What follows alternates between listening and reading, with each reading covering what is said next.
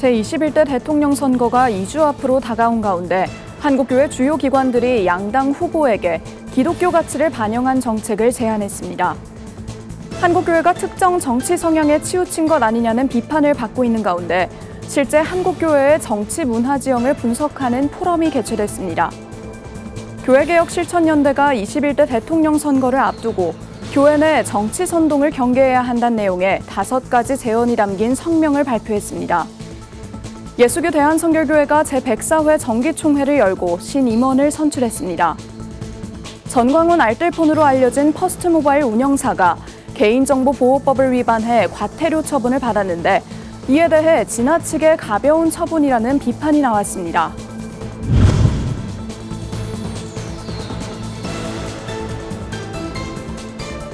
시청자 여러분 안녕하십니까? 구티비 뉴스입니다. 윤석열 전 대통령의 탄핵으로 치러지는 제21대 대통령 선거가 2주 앞으로 다가왔습니다. 이 가운데 한국교회 총연합과 사학법인 미션 네트워크 등 여러 기관들이 기독교계의 요구를 담은 정책 제안을 양당 후보들에게 전달했습니다. 권현석 기자가 보도합니다. 제21대 대통령 선거가 2주 앞으로 다가오면서 각 후보들의 치열한 유세전이 펼쳐지고 있습니다. 이 가운데 한국교회 주요 기관들은 거대 양당 대선 주자에게 기독교 가치를 반영한 정책을 제안했습니다. 한국교회 총연합 김종혁 대표회장은 19일 한교총을 방문한 국민의힘 김문수 후보에게 10대 정책 제안서를 전달했습니다. 제안에는 생명 존중의 날 국가기념일 제정 등의 공공정책을 비롯해 종교법인법, 기독교문화유산보호법 제정 등 교계의 요구가 포함됐습니다. 한교총은 앞서 지난 13일 더불어민주당 중앙선대위 종교본부에게도 같은 내용의 제안서를 전달한 바 있습니다. 사학법인 미션 네트워크도 대선을 앞두고 기독사학의 목소리를 담은 교육정책을 정치권에 제안했습니다. 이들은 학생의 교육 선택권과 학교의 자율성을 보장하기 위한 방안으로 교육바우처 제도 도입과 사립학교진흥법 제정 등을 제안하며 김문수 후보와 정책 협약을 맺었습니다. 교육의 선택권과 자주성은 헌법이 보장하는 국민의 권리입니다. 교육의 주체인 학생과 학부모의 선택권은 폭넓게 보장되어야 합니다. 한편 사학미션 측은 같은 내용의 교육 정책을 더불어민주당 대선 캠프에도 제안할 계획이라고 밝혔습니다. 구티비 뉴스 권현석입니다. 오늘날 한국교회가 특정 정치 성향에 치우친 것 아니냐는 비판을 받고 있습니다. 이런 가운데 실제 개신교인의 정치 성향을 분석하고 개선 방안을 제시하는 자리가 마련됐습니다. 배보경 기자의 보도입니다. 12.3 비상계엄 사태와 윤석열 전 대통령 탄핵을 거치면서 대한민국의 정치적 이념 갈등은 최고조에 달해왔습니다. 이런 갈등은 정광훈 목사를 주축으로 한 일부 급진적 우파 개신교 세력으로 인해 더욱 커졌습니다. 전 목사 세력과 관련된 논란이 언론에 집중 조명받으면서 이들의 입장은 마치 한국교회 전체의 인식처럼 오인되어 왔습니다. 이런 가운데 문화선교연구원과 목회데이터연구소, 한반도평화연구원은 실제 개신교인의 정치문화 지형을 분석하고 한국교회의 미래 방향을 모색하는 포럼을 개최했습니다.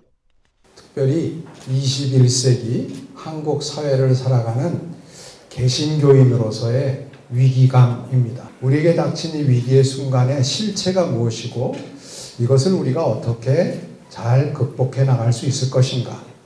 문화선교연구원 등이 실제 한국 개신교인의 정치 성향을 조사한 결과 보수가 36.5%, 진보는 25.7%로 나타났고 중도가 37.8%로 가장 높은 비중을 차지했습니다.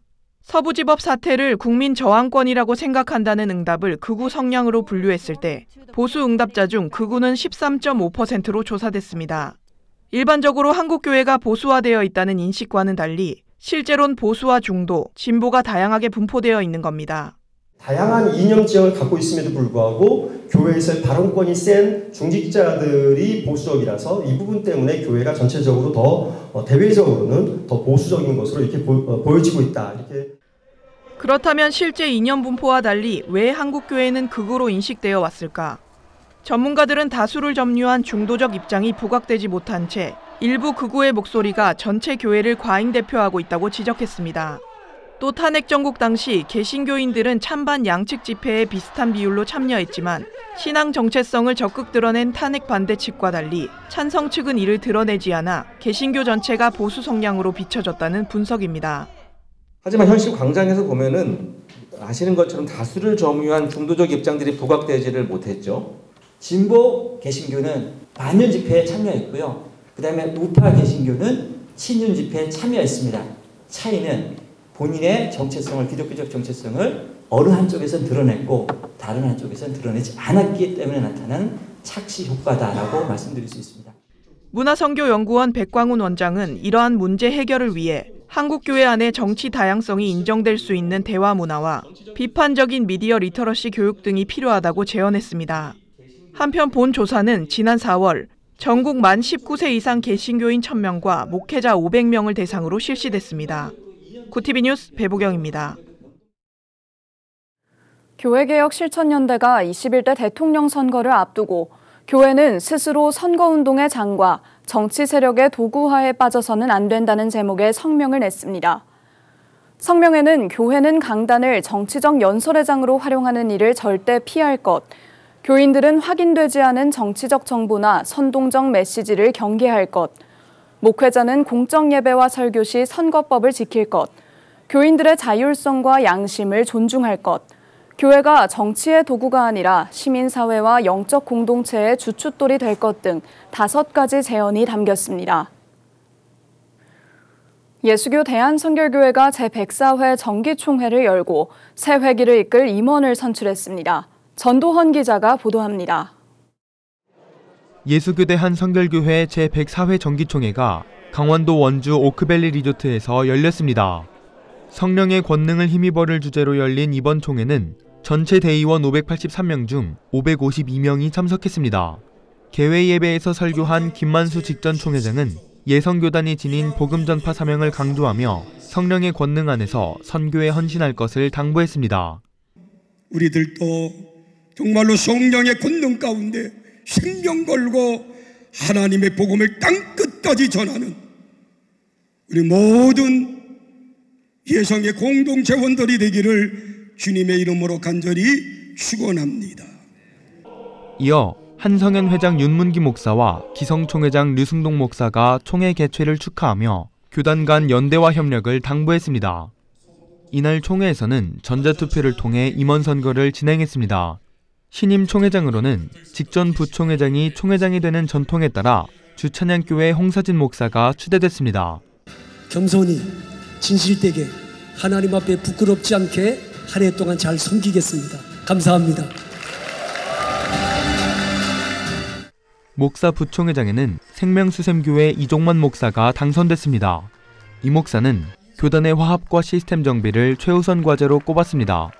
시급하게 해야 될 것이 교단의 이제 계파 간의 갈등 화합하는 것이 제일 시급한 문제고, 두 번째는 우리 교단 안에 시스템이 있어야 됩니다. 그래서 정책이 일관성 있게 나갈 수 있는 시스템을 바로 착수해야 될 것 같습니다.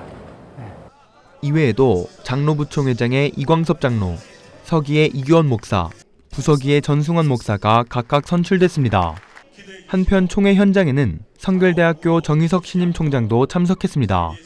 정 총장은 교단의 힘으로 학교가 발전했다며 교단을 돕기 위해 노력하겠다고 말했습니다. 구티비 뉴스 전도헌입니다. 전광훈 알뜰폰으로 알려진 퍼스트모바일 운영사가 개인정보보호법을 위반해 과태료 처분을 받은 것에 대해 지나치게 가벼운 처분이라는 비판이 나왔습니다.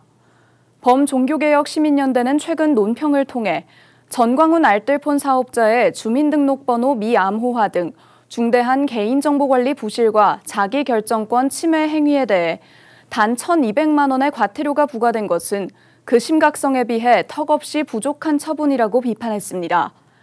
그러면서 종교 집회를 통해 모집한 개인정보의 유출 또는 오용은 단순히 사업적 문제를 넘어 종교에 대한 불신을 만들게 한다며 개인정보위가 더욱 강력한 제재 기준을 마련하고 엄정하게 법을 집행할 것을 촉구한다고 말했습니다.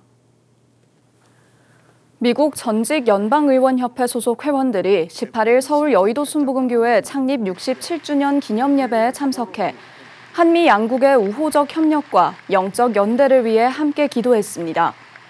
올해로 8번째 한국을 방문한 FMC 방한단은 사단법인 김창준 한미연구원의 초청으로 2019년부터 한국을 방문해왔습니다. 이번 방문단에는 14선의 얼 블루멘아우어, 9선의 존 사베인스 의원 등 전직 연방 상하원 의원과 부부 12명으로 구성됐습니다. 이날 오후 예배에서 이영훈 목사는 FMC 방한단을 소개하며 성도들과 함께 한반도 평화와 한미 양국의 협력, 대한민국의 사회 안정을 위해 기도했습니다. 지난 15일부터 본격적인 일정을 시작한 FMC 방한단은 국기원, 한국 주요 기업, 국회, JSA 등을 방문하며 민간 교류 활동을 펼칠 예정입니다. 글로벌 선교방송단 전철수 선교기자의 보도입니다. 광주 지역 기독교계가 5.18 민주화운동 45주년을 맞아 순국한 영령들을 기억하고 5월 정신을 되새기기 위한 기념 예배를 드렸습니다. 광주 한빛교회당에서 진행된 예배는 광주 기독교교회협의회, 전남 기독교교회협의회, 전남 동부 기독교교회협의회가 공동 주최했으며 지역 교단과 인권단체, 시민사회가 함께 마음을 모았습니다. 예배 설교를 맡은 한국기독교교회협의회 김종생 총무는 상처가 사명이 되기까지란 제목으로 말씀을 전하며 교회는 불의에 침묵하지 않고 정의와 생명의 편에 서야 한다고 강조했습니다.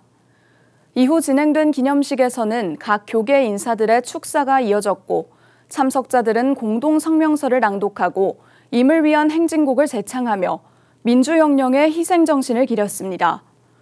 광주 기독교교회협의회 회장 조규성 목사는 5월의 정신은 시대를 비추는 거울이며 오늘을 살아가는 교회에 정의와 평화를 실천하라는 하나님의 부르심이라고 권면의 말을 전했습니다. 구TV 호남 전북본부에서 보내온 소식입니다. 전북 완주 고산읍교회에서 찬양사역자 조윤숙 목사의 찬양 간증 집회가 열렸습니다. 이날 조 목사는 자신의 삶에서 경험한 하나님의 은혜를 찬양과 간증으로 풀어내며 참석자들에게 깊은 감동을 전했습니다. 또한 다양한 찬양곡을 통해 신앙의 회복과 위로의 메시지를 전하며 하나님과의 동행 가운데 누린 삶의 간증을 나눴습니다. 말씀을 전한 고산읍교회 이인주 목사는 나보다 남을 낮게 여기고를 주제로 설교하며 낮아진 마음에서 하나됨이 이뤄지며 겸손한 자리에 하나님의 사랑이 머문다고 강조했습니다. 이제 찬양을 하면 늘 그 찬양이 우리의 찬양이 됐으면 좋겠다는 바람이 있습니다. 오늘 이제 오신 분의 간증도 담겨 있었고 찬양 사이사이에 있었던 어떤 것들이 이제 우리에게도 우리의 고백이 되고 또 우리의 삶의 찬양이 됐으면 좋겠다는 바람이 있습니다. 이날 인사말에 나선 구TV 정혜연 호남 전북본부장은 찬양의 은혜를 함께 나눈 성도들에게 감사를 전하며 글로벌 선교방송단 사역 참여를 독려했습니다. 한편 조윤숙 목사는 한국복음성가 경연대회 대상을 수상했고 현재까지 3,000회가 넘는 찬양 집회를 인도해오며 활발한 사역을 이어가고 있습니다.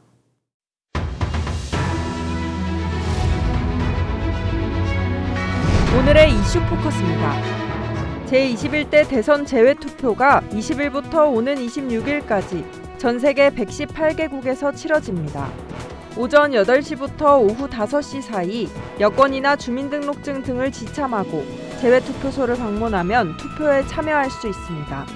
중앙선거관리위원회는 기호 6번 후보가 사퇴했지만 재외투표용지가 이미 확정돼 사퇴가 표기되지 않는다며 해당 후보에게 투표하면 무효가 된다고 설명했습니다. 미래의 금리 변동 위험을 대출 규제인 총부채 원리금 상환 비율에 반영하는 스트레스 DSR의 3단계가 7월부터 시행됩니다. 금융위원회는 20일 가계부채 점검회의에서 3단계 스트레스 DSR 세부 시행 방안을 논의했습니다. 3단계 스트레스 금리는 기존 0.75%포인트에서 1.5%포인트로 확대되며 수도권 모든 가계대출에 적용됩니다. 70대 무속인이 조카를 잔혹하게 살해한 혐의로 검거된 사실이 알려졌습니다. 인천지방검찰청은 지난달 살인 혐의로 70대 여성 A씨 등 4명을 구속 기소하고 1명은 불구속 상태에서 재판에 넘겼습니다. A씨와 A씨를 따르는 이들은 지난해 9월 인천 부평에 있는 음식점에서 A씨의 조카인 30대 여성 B씨가 가게 일을 그만두려 하자 악귀를 퇴치해야 한다며 숯불을 이용해 B씨를 살해한 혐의를 받습니다. 구티비 뉴스 장세인입니다.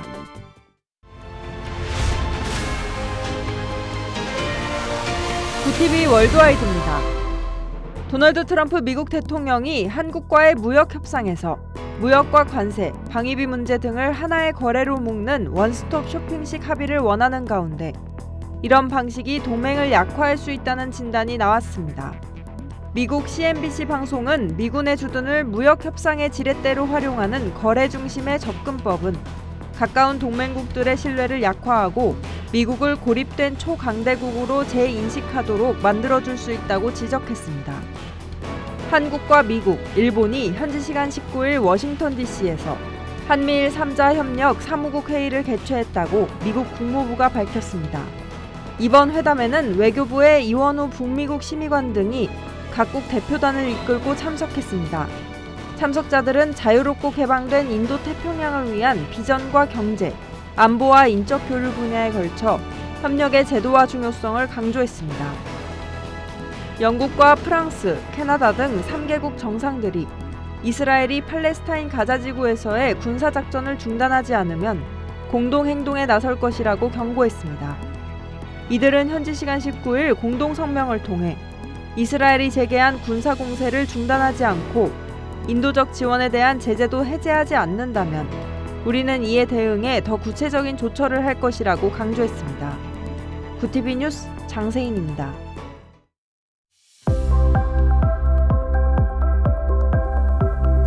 내일은 서울의 낮 최고 기온이 28도까지 오르며 올해 들어 가장 덥겠습니다.